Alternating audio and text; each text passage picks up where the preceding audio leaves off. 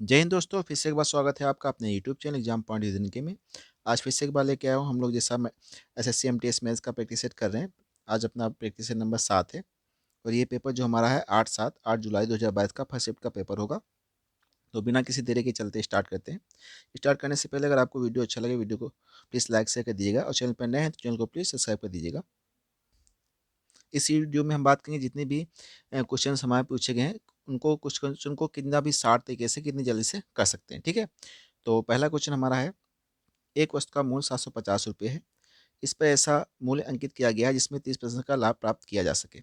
यदि किसी ग्राहक को इस पर 15% की छूट मिलती है तो इसका विक्रय मूल्य क्या होगा। देखो, अगर 30% का लाभ प्राप्त करना है इस पर, ठीक है, तो इसकी वैल्यू कितनी रखनी पड़ेगी हमें।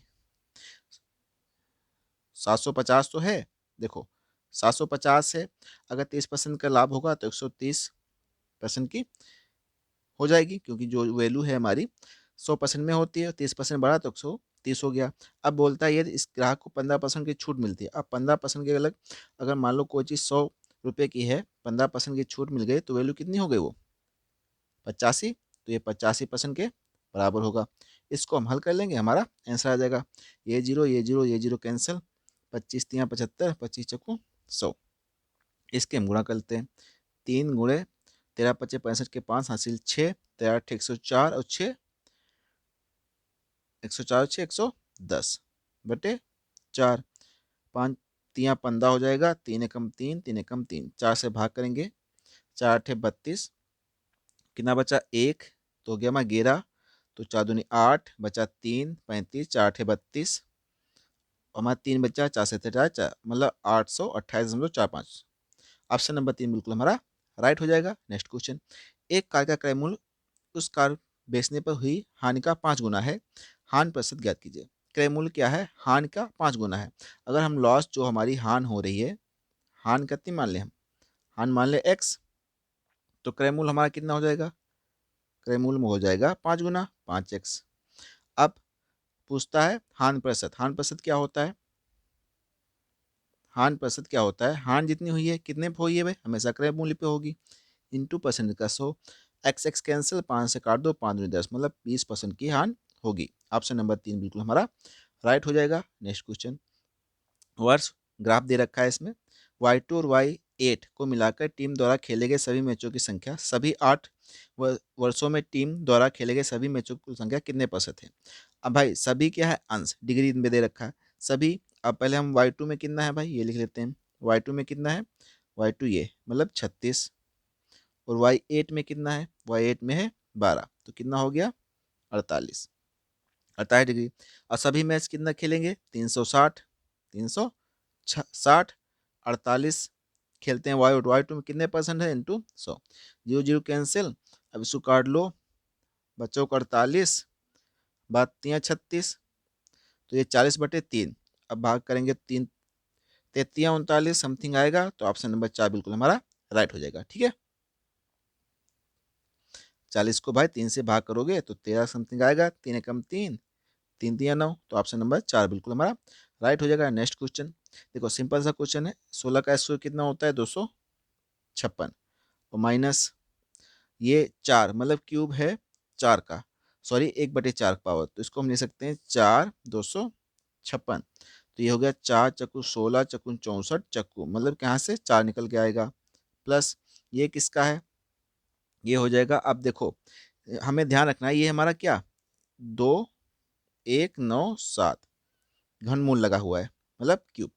अब हमें ये बताओ, किसी संख्या का घनमूल करते हैं किस संख्या के जो इकाई का अंक होता है 7 होता है, 9 का होता है नहीं, 7 का होता है नहीं भाई, एक का करेंगे एक आएगा, 2 का करते हो 8, 3 का करते हो तब 7 आता है, मतलब ये कहीं हमारा 13 के आसपास है।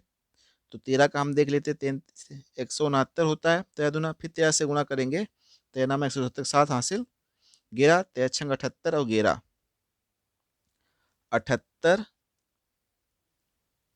और 11 89, 89 के हो जाएंगे 9 हासिल 8, और 13 कम 13 8 21, तो मतलब ये 13 का हो गया। अब 13 से 4 के कितना बचेगा हमारे पास, यहाँ पे 9, 9 इसमें ऐड कर दो तो 265 हो जाएगा, तो ऑप्शन नंबर 4 बिल्कुल हमारा राइट हो जाएगा। ठीक है, नेक्स्ट क्वेश्चन, यदि पी बराबर दे रखा है 2 की पावर 3, 5 की पावर 8 और क्यू बराबर दे रखा है 3 की पावर 5 और 7 की पावर 3। मतलब पी इक्वल टू दे रखा है 2 की पावर 3, 5 की पावर 8, क्यू इक्वल टू हमारा 3 की पावर 5 इंटू 7 की पावर 5। तो पी और क्यू में लघुत्तम एलसीएम क्या होता है, जो इनमें दोनों में कॉमन हो। सबसे पहले 2 की पावर 3 हो गया, फिर 3 की पावर 5 हो गया, 5 की पावर 8 हो गया, 7 की पावर 5। ये हमारा क्या हो जाएगा, एलसीएम। तो ऑप्शन नंबर 1 बिल्कुल हमारा राइट हो जाएगा। नेक्स्ट क्वेश्चन, इंपॉर्टेंट क्वेश्चन है। 40 अधिकारियों वाले कार्यालय में class A, class B, class C में अधिकारियों का औसत वेतन दे रखा 600 रुपये, 750 रुपये और 1000 प्रतिदिन रुपये है। कार्यालय में class A, class B, class C के अधिकारियों का संख्या क्रमशः 5, 4, 1 के अनुपात में है। यदि अधिकारियों की कुल संख्या 40 है तो सभी अधिकारियों का मासिक वेतन ज्ञात कीजिए। ठीक है, मासिक औसत वेतन पूछ रहा है। तो पहले तो हम संख्या निकाल लेते हैं। ए अनुपात बी अनुपात सी का है 5:4:1। ये है इसका मतलब जो भी कर्मचारी हैं, और टोटल कितने हैं 40। मतलब 5 4 9 1 10, 10 की वैल्यू दे रखी है 40, तो 1 की वैल्यू 4। मतलब जो संख्या हो जाएगी, मैं 20 गुणा कर देंगे 16 और 4। मतलब ए में हमारे 20 हैं, बी में 16, सी में 4, इतने कर्मचारी हैं। अगर ए को मिलता है 600 रुपये, तो ए का कुल टोटल हो जाएगा 6 दूनी 12, मतलब 12,000 रुपये। ठीक है। 16 बी को मिलता है 750 रुपये, तो बी का हो जाएगा 16 से गुणा करोगे, 750 की 16 से गुणा कर दो भाई, 16 का 0, 16 25 से 8, 16 7 112, 120, ये हो गया। ठीक है। उसके बाद 1000 रुपये 4 आदमी को, तो 4000 रुपये ये हो गया। तो 0 0 0 4 तो 6 2 8 28, मतलब हो गया हमारा 28,000। ठीक है। अब बोल रहा है, ये तो हो गया एक दिन का, ये हो गया एक दिन का हमारा, कितने दिन का, एक दिन का। अब एक महीने का पूछ रहा है, कितने, 30 दिन का, मतलब ये हो गया 30 दिन का। अब पूछ रहा औसत, तो औसत मतलब कितने लोग थे 40, तो 40 से भाग कर दो, 4 जीरो कैंसिल, 4 सते 28, 700 गुणे 30, मतलब 3 जीरो और 21, मतलब क्या हो गया 21,000। ऑप्शन नंबर 4 बिल्कुल हमारा राइट हो जाएगा। ठीक है। सबसे पहले क्या करना है, जो अनुपात दे रखा है उससे हमने क्या निकाली, क्या निकाली, एक जो कर्मचारी ए क्लास ए में कर्मचारी हैं 20, क्लास बी में है हमारे 16। ठीक है। और क्लास सी में हमारे 4। तो एक कर्मचारी से 600 रुपये, तो 20 कर्मचारी 12,000 रुपये। बी में कर्मचारी कितने हैं 16, बी में रुपये कितने मिलते हैं औसत 750, तो भी 12,000। ए में सी में कर्मचारी हैं 4, प्रतिदिन मिलते हैं 1,000, तो 4 कर्मचारी को 4,000। अब ये तो हो गया एक दिन का टोटल 28,000। 30 दिन का हमने निकाल लिया, 30 से गुणा कर दी। औसत पूछ रहा है तो मतलब 40 से में भाग करना पड़ेगा, क्योंकि कर्मचारी 40 थे। नेक्स्ट क्वेश्चन, एक घनाभ का आयतन दे रखा है, घनाभ की लंबाई चौड़ाई का योग दे रखा है, घनाभ की लंबाई और चौड़ाई का अंतर दे रखा है, ऊंचाई पूछ रहा है। ठीक है। तो हमें क्या दे रखा है, एल प्लस बी दे रखा है 37, और उसका अंतर दे रखा है एल बी 13। तो ये हो जाएगा, जोड़ दो, बी बी कैंसिल, तो 2l इक्वल टू कितना हो जाएगा हमारा 50। ये हो गया 50, ऐड करेंगे इसको तो 2 से काटेंगे, तो एल इक्वल टू मिल गया हमें 25, और बी इक्वल टू 27 से 25 घटा दो 12। ठीक है। अब होता क्या है, L B H equal to हमारा ये आयतन होता है 3300। यहाँ से एच निकालोगे तो 3300 बटे एल बी, एल की वैल्यू 25 गुणे 12।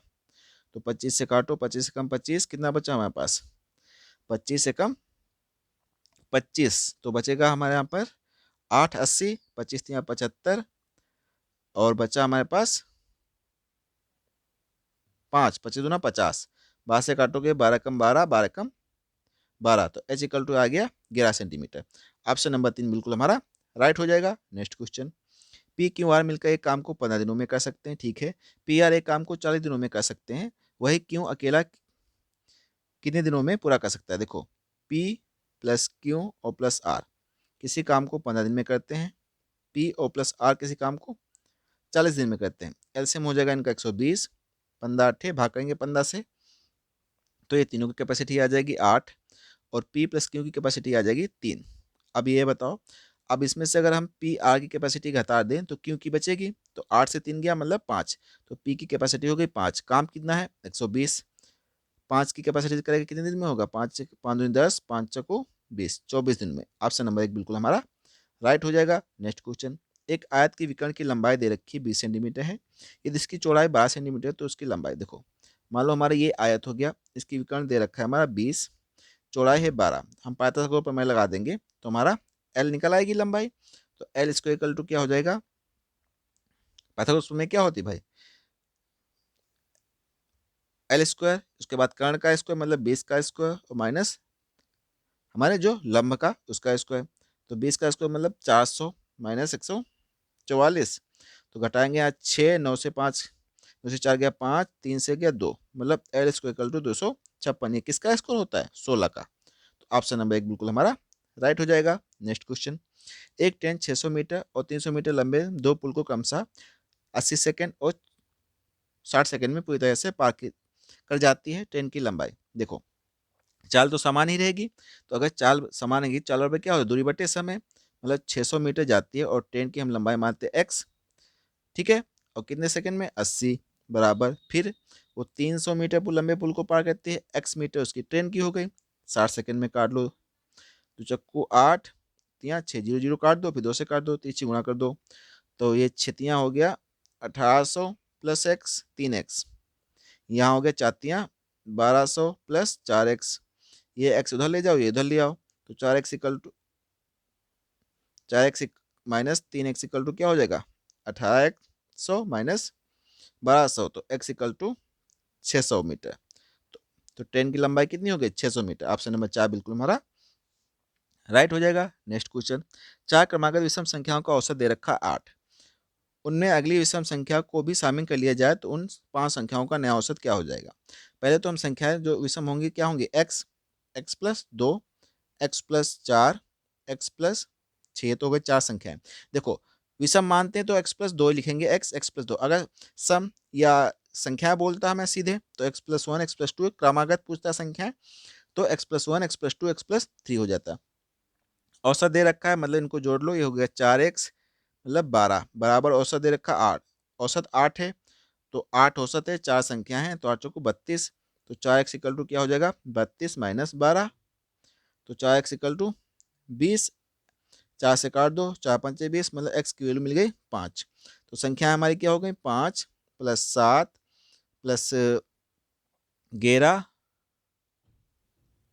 और प्लस 9, सॉरी यहाँ हो गया 9 प्लस 11 और एक संख्या और ऐड कर लो, 13 बटे औसत पूछा है तो 5 संख्या होंगे 5, तो जोड़ लो भाई, ये हो गया हमारा 24, 11 13 24, 24 और 9 कितना हो गया हमारा 24 और 9 हो गया 33, 33 7 40 और 5 45 बटे 5, 5 नाम 45, औसत कितना हो जाएगा 9। ऑप्शन नंबर 4 बिल्कुल हमारा राइट हो जाएगा। नेक्स्ट क्वेश्चन, एक थैले में 5 रुपये और 15 रुपये मूल वर्ग के रूप में कुल 40 सिक्के हैं जिनका कुल मूल्य 310, 10 के सभी सिक्कों का मूल्य 5 के सभी सिक्कों के मूल्य का अंतर ज्ञात कीजिए, ये हमसे पूछा गया है। अब देखो अगर हम 5 के मान लेते हैं x, 10 के मान लेते हैं y, तो कुल कितने हैं सिक्के 40। अब बोलता है जितना मूल्य, जिनका मूल्य है 310, मतलब 5 रुपये के 5x और 10 रुपये y के 10 सिक्के, तो कितना हो जाएगा 310। इसको हम 5 से गुणा कर दें ऊपर वाले को तो हो जाएगा 5x, इसको 5 से गुणा कर देते हैं पूरा समीकरण को, 5y और 5 को 20, घटा देते हैं माइनस माइनस माइनस, ये कैंसिल, 10y से वो आ गया कितना 5y इक्वल टू बचेगा 110, 5 से काटेंगे 5 दूनी 10, 5 दूनी, मतलब y सिक्कों की कीमत कितने है, y जो 10 रुपये के सिक्के कितने हैं 22, अगर ये टोटल कितना था x plus y equal to 40, तो x इक्वल टू कितना मिल जाएगा 40 माइनस 22, x बराबर 18, मतलब x जो x हमने 5 रुपये के सिक्के माने थे वो 18 है और 10 रुपये के 22, ठीक है। अब वैल्यू पुट कर दी गई, 18 सिक्के हैं x के तो 18 बचे 90 हो गए 5 रुपये वाले, ठीक है, 5 रुपये वाले टोटल कितने हो गए 90। अब 10 रुपये वाले टोटल कितने हो जाएंगे, सिक्के कितने हैं 22, वाई की वैल्यू 10 मतलब 220, कितना अंतर है भाई इसका 0, और यहाँ 12 से 9 गया 3, 130 रुपये का। ऑप्शन नंबर 4 बिल्कुल हमारा राइट हो जाएगा। नेक्स्ट क्वेश्चन, पिंकी 3 घंटे में धारा की दिशा में 27 किलोमीटर और धारा की विपरीत दिशा में 15 किलोमीटर तक तैर सकती है। धारा की चाल, भाई चाल क्या हो जाएगी, धारा की दिशा में क्या होगी, हम मान लेते हैं x और प्लस y, धारा की चाल दिशा क्या हो जाएगी, मतलब 27 किलोमीटर जाती है वो 3 घंटे में। ठीक है, ये हो गई हमारी धारा की चाल और धारा की दिशा में पिंकी की चाल। ठीक है, अब x माइनस वाई विपरीत दिशा में जाती हो 15 किलोमीटर 3 घंटे में, तो 3 नाम 27, 3 5 15, तीनों ऐड कर लें, y y cancel, 2x equal to क्या हो जाएगा हमारा 14, तो x इक्वल टू 2 से काट देंगे, x इक्वल टू 7 किलोमीटर। ये तो आ गई किसकी, 7 किलोमीटर जो आ गई हमारी पिंकी की चाल। ठीक है, अब y क्या है, धारा की चाल हमसे पूछा है, तो x plus y equal to कितना था हमारा 9 आया है, वैल्यू रख दो, 7 plus y equal to 9, y equal to 9 minus 7 बराबर 2 किलोमीटर। तो ऑप्शन नंबर 4 बिल्कुल हमारा राइट हो जाएगा। नेक्स्ट क्वेश्चन, केरोसिन का मूल्य 48 पर लीटर है और स्पीड का मूल्य 30 पर लीटर है। केरोसिन और स्पीड को किस अनुपात में मिलाया जाना चाहिए कि मिश्रण 60 पर लीटर पर बेचने का लाभ 50% हो। देखो हमें क्या प्रॉफिट दे रखा है, ठीक है, प्रॉफिट दे रखा है 50%, और जो हमारा बेचना है विक्रय मूल्य है 60। तो यहाँ पे हम क्रय मूल्य निकालेंगे, क्रय मूल्य क्या हो जाएगा 60 बटे प्रॉफिट कितना होता है 50 का, तो 150 हो जाएगा इंटू 100, ये जीरो कैंसिल, ये जीरो 15 चक्कू 60, जो हमारा क्रय मूल्य है वो हो गया 40, मतलब 40 रुपये पर लीटर हम खरीदे थे। एक तो था 48 रुपये में और स्प्रिट था 30 रुपये में, 40 रुपये में खरीदेंगे तो क्या हो जाएगा 40 से 30 गया तो 10, और 48 से 40 गया तो 8, तो दो पंचे 10, दो चक्कू 8, तो कितना होगा, अनुपात पूछा है 5:4। ऑप्शन नंबर 2 बिल्कुल हमारा राइट हो जाएगा। नेक्स्ट क्वेश्चन, एक व्यक्ति की मासिक आय 25,000 रुपये है, वह अपनी आय का 80% खर्च करता है। मान लो उसकी कितना है 25,000, 80% खर्च कर देता है, 15 ठीक 225 हटे 200, मतलब वो 20,000 रुपये खत्म कर देता है, बचता कितना है 5,000। ठीक है, ये तो हो गया हमारा, ये आय हो गई, ये हो गई हमारा खर्च, ये हो गई बचत।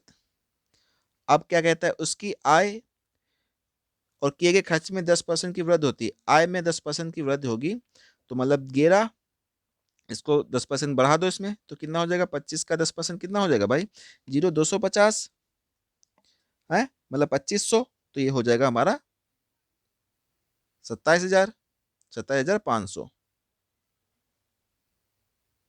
ठीक है भाई, 25%, भाई 10% बढ़ाओगे तो 100, 110% करोगे ना, दो 3 जीरो कैंसिल, 11 से गुणा करोगे। ठीक है, बोलता है खर्च में भी 10% की वृद्धि है, इसमें भी 10%, तो ये हो गया 2,200 रुपये। अब नई बचत क्या होगी, घटा दो भाई, जीरो जीरो जीरो, 5 से 22,000 रुपये, सॉरी, तो ये हो गया हमारा 5 से जीरो गया 5, और 7 से 2 गया 5, तो 5500। ऑप्शन नंबर 4 बिल्कुल हमारा राइट हो जाएगा। नेक्स्ट क्वेश्चन, यदि ब्याज तिमाही दे है, तिमाही दे है, ठीक है, तो 8,000 की राशि पर 5% की वार्षिक दर से 3 महीने का चक्रवृद्धि ब्याज कितना होगा। देखो दर क्या है, वार्षिक है, दर जो दे रखी है यार वार्षिक दे रखी है 5%, इसको तिमाही करेंगे तो बताओ, एक महीने में 12 मंथ होते हैं, सॉरी एक साल में, अगर तिमाही निकालेंगे तो कितना हो जाएगा 4 मंथ, तो इसको 5/4 से भाग कर देंगे परसेंटेज। ठीक है, तो ये हमें मिलेगा, अब तिमाही, तिमाही ही पूछा है, मतलब पहले साल ही पूछा तिमाही एक ही बार में। अब 5/8 मतलब परसेंटेज का हम लिख लेंगे 4 × 100, 5 × 8 = 40, मतलब 1/100, मतलब 80 पे जो हमें ब्याज मिल रहा है कितना 81, मतलब 1 मिल रहा है, 1 की वैल्यू निकालनी है, और ये हमारा मूलधन दे रखा है P, तो 81 कोई मतलब ही नहीं रहा, मिसधन पूछ नहीं रहा है। अब 80 की वैल्यू कितनी है, बराबर 8,000 के, 0 0 8 एकम 8, तो 1 की वैल्यू कितनी है 100, वही पूछने निकालना है हमें 1 की वैल्यू, जो हमें ब्याज मिलेगा तो 100 रुपये। ऑप्शन नंबर 1 बिल्कुल हमारा राइट हो जाएगा। नेक्स्ट क्वेश्चन, एक गांव की जनसंख्या 3% की वार्षिक दर से घट रही है, यदि वर्तमान जनसंख्या 28,227 है तो 2 वर्षों पूर्व गांव की जनसंख्या कितनी थी। अगर कभी भी पूछे कि संख्या क्या घट रही है, तो फार्मूला क्या हो जाएगा, जनसंख्या क्या हो जाएगी, वर्तमान जनसंख्या पूर्व गांव की जनसंख्या क्या होगी, पूर्व गांव की जनसंख्या हो जाएगी P1 - R/100 की पावर n। पी मतलब क्या है, जो जनसंख्या है वर्तमान में कितनी है, 28,227 बटे 1 माइनस आर है 3%, आर है 3% बटे 100 की पावर 3, 2 सॉरी 2 साल के लिए पूछा है, 2 साल पूर्व। अब 100 लासा लेंगे तो 100 से 3 97 बचेगा, तो हम लिखेंगे 28,227 बटे 97 × 97 स्क्वायर है, और नीचे जो 100 हो जाएगा कहाँ चला जाएगा, ऊपर। ठीक है, 97 से सीधे जाएगा, ये 97 से सीधे काटेंगे इसको, हम यहाँ पे कर लेते हैं इसको भाग 28,227। अगर 97 से जाएगा तो ये 2 बार जाएगा, दूसरा 14 4 हासिल 1 2 18 1 19 12 8, यहाँ हासिल लेंगे 17, 17 से 9 गया हमारा 8, और 2 उतारेंगे तो कितने बार 963 जाएगा, 9 9 81, 9 बार चला जाएगा, 963 3 हासिल 6 9 9 81 87, यहाँ हासिल 12 से 3 गया 9 7, मतलब एक बार 291। ठीक है, अब 291 क्या बचा हमारा, इसको काटेंगे तो बचेगा हमारे पास 291, ये 97 से काटेंगे तो 3 बार जाएगा, मतलब 340, मतलब 30,000। ऑप्शन नंबर 4 बिल्कुल हमारा राइट हो जाएगा। ठीक है, नेक्स्ट क्वेश्चन, एक बल्ब का विक्रय मूल्य उसके क्रय मूल्य का आधा है। भाई जो विक्रय मूल्य है हमारा एसपी और सीपी के आधा है, मतलब एक्स, और एसपी का x/2।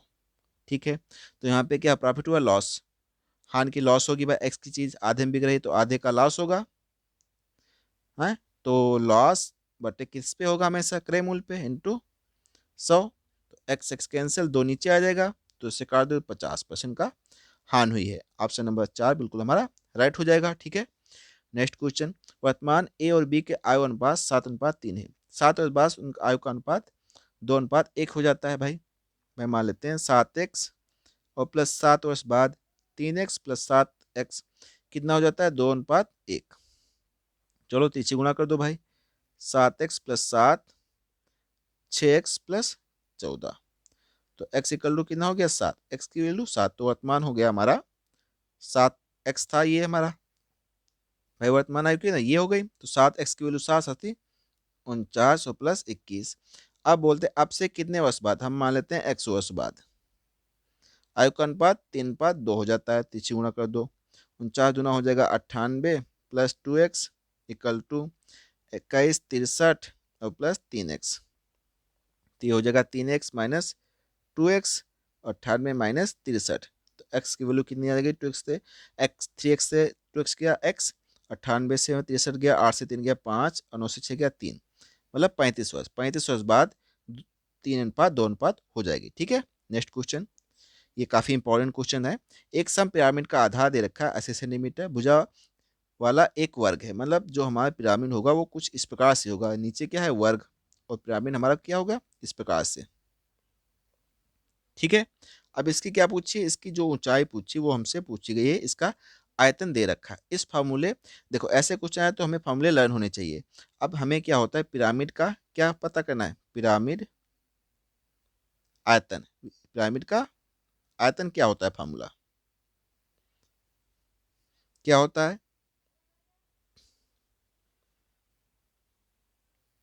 a²h/3। ए क्या है, जो हमारी ये वर्ग है। ठीक है, क्या है, सम पिरामिड है हमारा, मतलब भुजाएं क्या है, एक वर्ग है, तो समान भुजाएं। तो कितनी दे भुजा दे रखी है, कितनी दे रखी है, वैल्यू पुट कर दो भाई।